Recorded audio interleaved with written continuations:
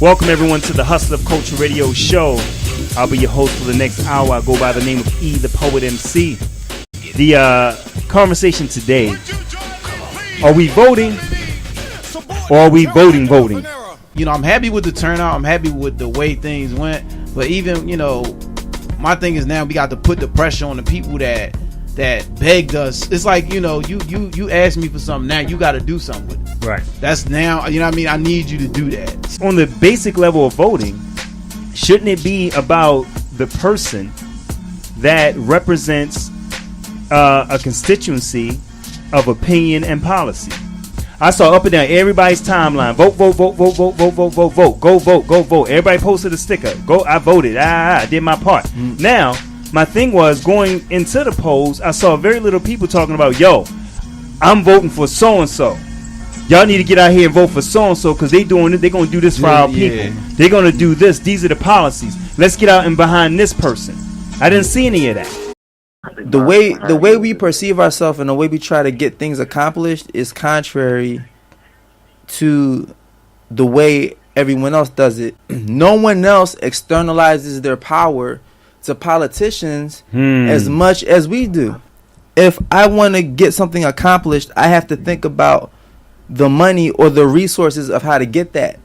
So if I'm thinking about a person to get me the resources instead of the tools and the knowledge to do it myself or to do it ourselves collectively, and then also think about where that plays in other communities. We don't have to say global, in relationship to Chinatown, in relationship to Italian market. Right, you see what I'm saying? Like, if we think about things like that, if we think about it like we have the ability to produce on that level, that disempowers one person or however many people and however many seats that are making policies, because people that are wealth creation minded learn how to circumvent the policies or capitalize on the policies that make the resources appear or create the resources necessary to be in equality, because we think equality is political. It's actually about creating resources. Right.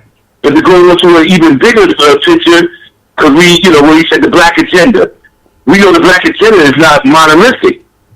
So what we absolutely is coalitions of black voices. Absolutely. Black women need a coalition, a voting block. Right. To hold people accountable. Right. The HBUs need a voting block. Right. And so forth and so on. All these different black groups with different agendas and different interests need to have a voting block, a coalition that can hold people accountable. If they're not doing what we ask them to do, vote them out. Right. And we can't keep doing this, just giving black Democrats or Democrats as a whole, just giving them our votes. Absolutely.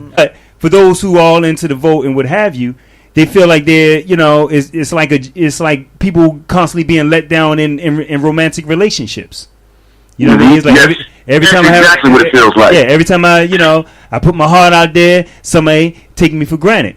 But what wisdom always tells us, because I mean, I don't approach relationship the same way at 47 that I did when I was 16. At 16, I was happy-go-lucky with it. Like, oh, somebody like me, I like you too. Let's just go. You know what I mean? But then when you realize that, okay, this thing is a little bit more complex, I got to make sure I know they want me, but what they want from me.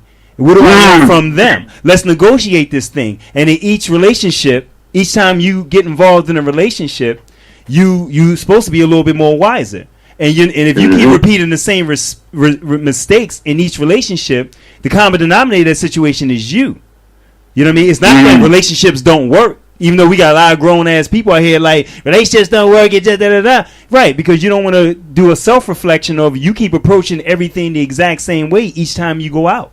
You're supposed to get some more wisdom. You're not supposed to just wait for somebody to treat you a certain way. You got to command and demand that they treat you a certain way before you get all into that relationship. And that's the thing about it. Our approach to voting. It's like I tell people all the time, I'm not against voting. I'm against the way that we vote.